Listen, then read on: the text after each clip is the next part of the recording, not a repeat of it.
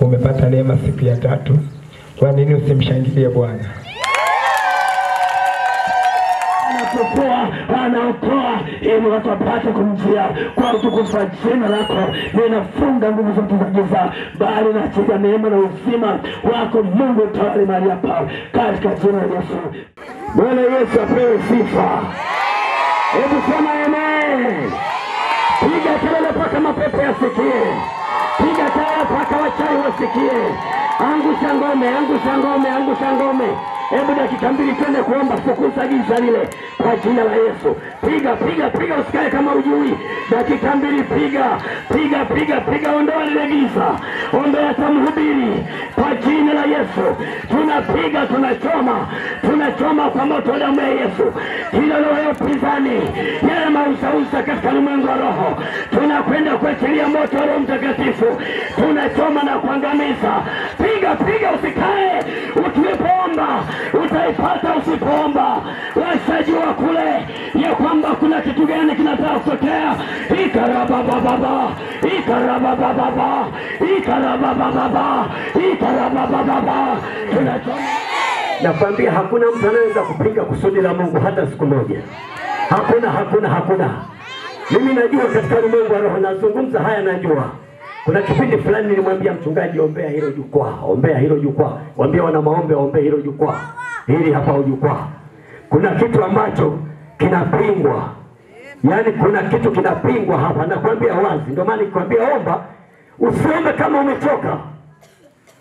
Kuna kitu hakitakiwi hapa kitamko kitu cha Mungu, lakini nasema kama Mungu aishivyo mbinguni, kama Yesu alivyomaliza pale Kalvari, atahubiriwa Yesu hapa kwa jina la Yesu. Hakuna anaweza kumpinga Mungu, kwa sababu kila tukijazacho dunia ni mali ya nani? Ni mali ya Mungu. Sema amen. Leo ni siku yetu ya 3, na nimejifunza mimi hata kama wanakusanyika 3 na hubiri injili tu, kwa sababu mimi njia yangu hii nishibishwe, nihubiri tu. Hata miti ikisikia, hata wasiposikia wanadamu, lakini minazi ikisikia, tuzo za umeme zikisikia, miembe ikisikia, itamtukuza Mungu aliye hai. Biblia inasema watu walipokataa kusikia mahubiri ya Yohana, akaenda nyikani, akaenda kutulia mwanaume, akaanza kusema Mungu ndiye mkuu, yupo anayekuja mwenye nguvu. Watu wakasikia toka sokoni, wakaacha magenge ya nyanya, wakafuata ile sauti nyikani. Akasema enyi kizazi cha nyoka, nani aliyewaambia kuikimbia hasira ya Bwana itakayokuja? Akasema kama sasa mmekubali kuja, tubuni basi, tubuni, ombeni toba kwa Mungu ili dhambi zenu zifutwe. Kwa hiyo hata kama usipotaka wewe, lakini mimi nahubiri miti itamtukuza Mungu. Yale madafu yatatoa heshima kwa Mungu, yatakuwa mashahidi ya kwamba ilihubiriwa injili hapa. Yaani mhubiri aliitwa na Mungu hababaishwi na kitu cha aina yoyote. Maana ni komando ambaye hakosi alama ya kusema hizi chapa za Yesu ndani yangu. Tumepita mengi kama nilivyoimba. Nimeona mengi sana. Tangu mimi nimeokoka mwaka 97, nikaanza kuwa mchungaji mwaka 2004. Nimeona mengi ndugu zanguni. Injili inapingwa. Kuna uzio unapinga mambo ya Mungu. Lakini Yesu anasema msiogope hao waumini, kisha hawana uwezo kuua roho. Lakini anasema anayeogopa ni Mungu aliye juu peke yake. Hatuwezi kuogopa pembe la mchawi, hatuwezi kuogopa jini, kwa sababu Yesu ni zaidi ya majini. Yesu ni zaidi ya tunguri. Yesu ni zaidi ya uchawi wa kila aina, na mwisho wake ni mauti. Haleluya! Siogope. Naogopa nini?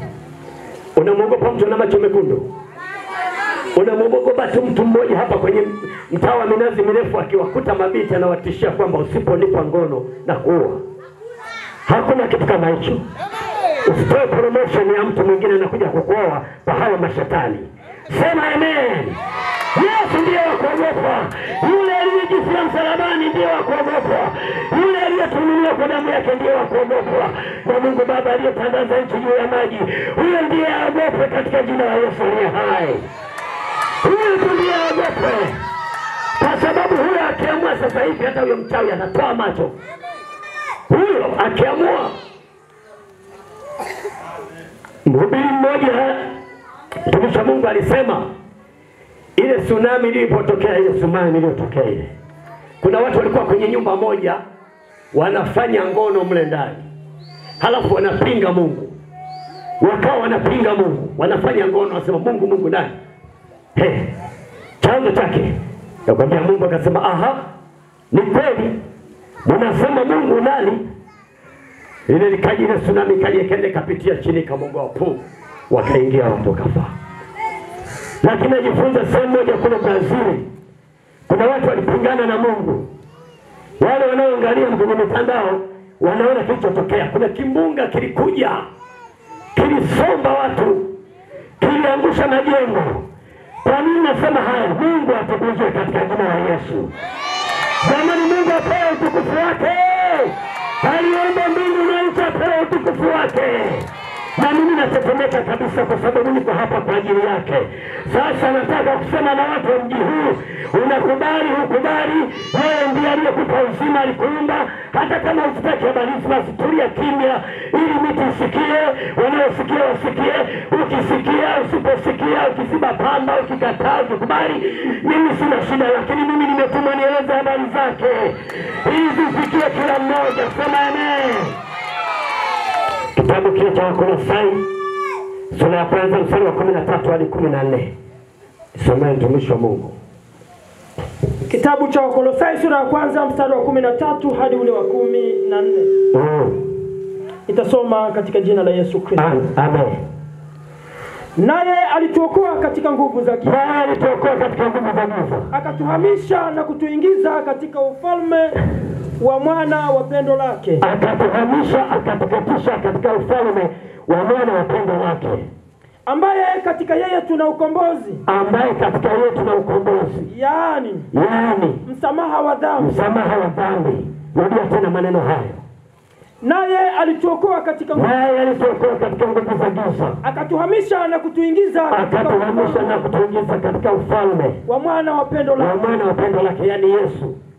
Ambaye katika yeye tuna ukombozi. Ambaye katika yeye tuna ukombozi. Yaani msamaha wa dhambi. Yaani msamaha wa dhambi. Piga makofi na vigelegele kwa Bwana. Maneno haya yanatenganisha kama familia mbili. Kuna familia ya Mungu na familia inayolimotiwa na utawala wa shetani. Unajua Biblia inamsema shetani ya kwamba ni mungu wa dunia hii. Na kweli amekalia dunia hii. Anawafunga wanadamu mpaka watakapojua kwamba hivi vifungo nani anaweza kuviondoa. Sasa naposema kwamba naye alituokoa katika nguvu za giza, ni wana wa Mungu wale ambao walitoka kwenye vifungo vya shetani, wakamkubali Yesu awe Bwana na Mwokozi wa maisha yao. Sema amen. Yesu ndiye anaweza kufungua. Inawezekana umeenda kwa waganga sana, hilo najua. Kama huna Mungu najua hujaokoka, huwezi kuamini kabisa, hutaamini. Lakini mpaka Yesu aingie ndani mwako, Yesu ndiye anaweza kusamehe dhambi. Kuna mwingine anasema kwamba nani asamehe dhambi? Hakuna dhambi kusamehewa. Na kuna watu wanafuta kabisa, wanasema kwamba hakuna wokovu. Lakini nataka nikwambie unayesikia, wokovu upo. Hizo nguvu za giza, hapa juu kuna wakuu wa giza katika anga ambao kabisa wanaitesa dunia hii. Wanaitesa dunia hii. Na huyo joka amewapa watu uwezo, wengine kuwa waganga wa kienyeji, wengine amewapa kuwa wachawi, watumishi wa shetani, ambao ndani yao wamejitoa maisha yao. Katika maisha yao ni watumishi wa shetani, ni binadamu wenzetu. Na nakwambia kwamba hata hapa ninapohubiri wananichukia, wana uchungu kama nyongo. Lakini Yesu ashukuriwe, baada ya kuja duniani hao wote hawana nguvu juu ya watu wa Mungu watakaompa Yesu maisha. Maisha yako ukimruhusu Yesu, hao ufalme wa anga hauna mamlaka juu yako. Unakwenda wenyewe na kuatia. Haleluya. Kama mliwaonea watu hapa, amefika mwanaume Rika Musaya, amefika. Yule aliyetoka siku ya 3 kaburini ameshafika hapa. Ameshafika, nakwambia. Na hubiri nasema ameshafika. Hakuna cha wachawi, hakuna cha mapepo, amefika. Mwanaume ameshafika, anaitwa Yesu. Piga kelele, sema Yesu. Yes, yes, yes, yes. Amefika Bwana mabwana. Amefika aliyefufuka. Amefika aliyetufia. Amefika mwenye nguvu. Hamtatua, hamtatoroga. Amefika, amefika. Mama usilie, amefika. Amefika aliyekutoa huko. Naye ameanza kutoa hapo. Hallelujah.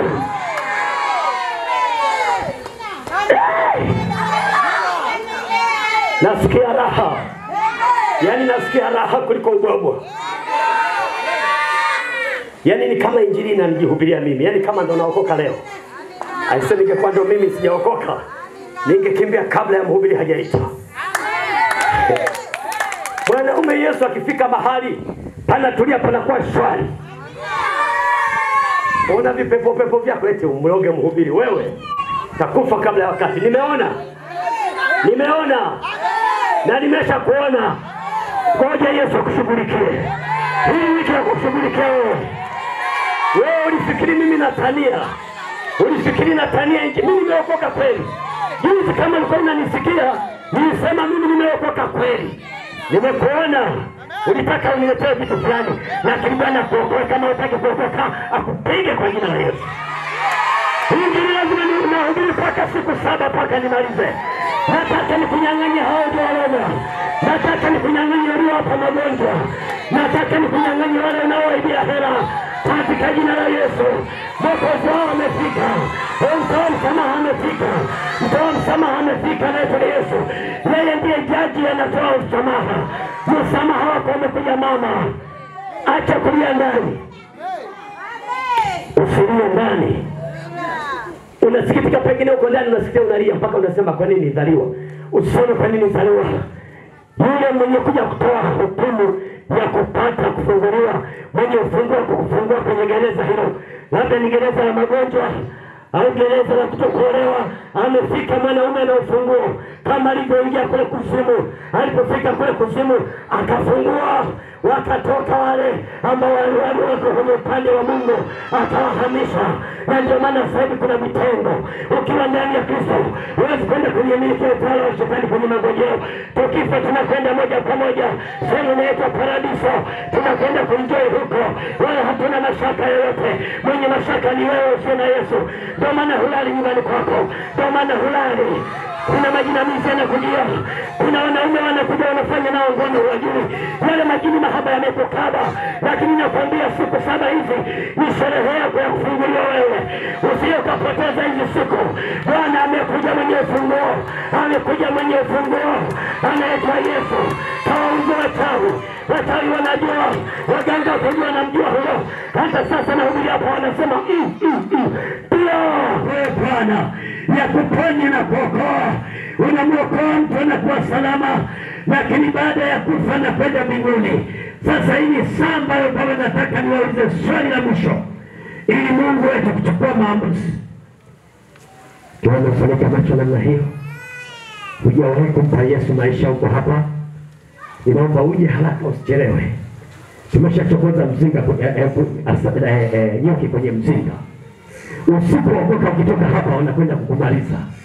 Ndio jisalimishe hapa. Kama kuna mtu hujaokoka, inua mkono wako juu, halafu songa mbele hapa kama upo. Usione aibu.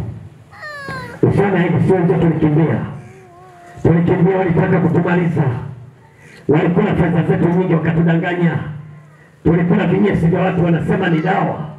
Walitufungia madudu mengi, mawe, tunatoa ng'ombe, tunatoa pesa, tunatoa kondoo, tunatoa majogoo makubwa wanakula, wanatufungia takataka. Lakini tulipohubiriwa na sisi tukaisikia sauti ya Mungu, tukafunguliwa. Ndio maana hata leo na sisi tunawaambia wasiokoka uwezo huo ujue. Nenda kamata. Na kamata hiyo madhabahu yenu, na kamata kwa jina la Yesu. Hata maana mtao njoni kama pigwa na njini kama hapa. Pigwa kwa jina la Yesu. Pigwa kwa jina la Yesu. Pigwa kwa jina la Yesu. Pigwa kwa jina la Yesu. Achia mwanamke huyo. Achia, tunakumwa leo. Toka chia. Na kamata naondoa kwa jina la Yesu. Naondoa achia mkeo, achia tumbo lake la uzazi, achia tumbo lake, achia tumbo lake. Piga kwa jina la Yesu. Na ufalme giza, na fungua, anafunguliwa, anafunguliwa, anafunguliwa.